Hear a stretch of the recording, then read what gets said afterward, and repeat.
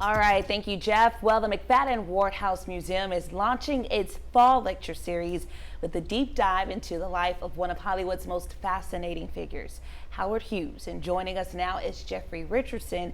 He's the museum's executive director and the author of Howard Hughes and the Creation of Modern Hollywood. First, thank you for joining us today, Thank you for Jeffrey. having me, as always. Of course. So when you think of, Howard Hughes, aviation comes to mind, but there's so much more to his story.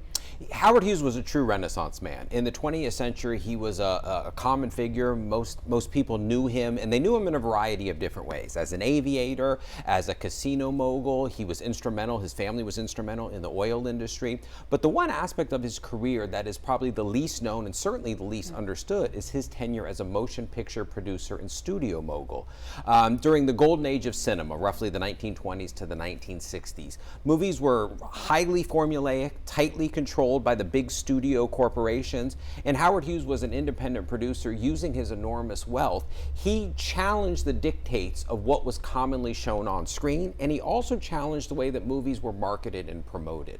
So the motion picture industry that exists today is a direct result of some of the actions Hughes took as kind of a rebel outsider in the early part of the 19th century. What got you into studying Howard Hughes? Because you wrote this book, so you learned a lot about him, but what, prompted you to even get into this? As a historian, we're always looking to the past to better understand both the present and the future. And one of the things that have always fascinated me is trying to understand stories that are often overlooked and not well understood. And Howard Hughes' tenure as a motion picture producer was one of these. This was someone, people knew Howard Hughes as a motion picture producer in the 1940s and the 1950s. Today, we don't have that legacy, in part because of the way his life spiraled out of control towards the end. But this was a really influential figure in the motion picture industry, and it's really key to understand how we got to the motion picture industry of today by understanding Howard Hughes, something that most authors, most researchers, historians have not done. So I was very fortunate to find an archive that had not been used to really understand and peel back some of the information, some of the misinformation that's come to propagate what we know about Howard Hughes. Gotcha, and a lot of this will be discussed during the event or the series that you guys will be having. When will that be? So that's going to take place this Thursday. The doors open at 6 o'clock. The lecture starts at 6:30. It's at 1906 Calder in our visitor center.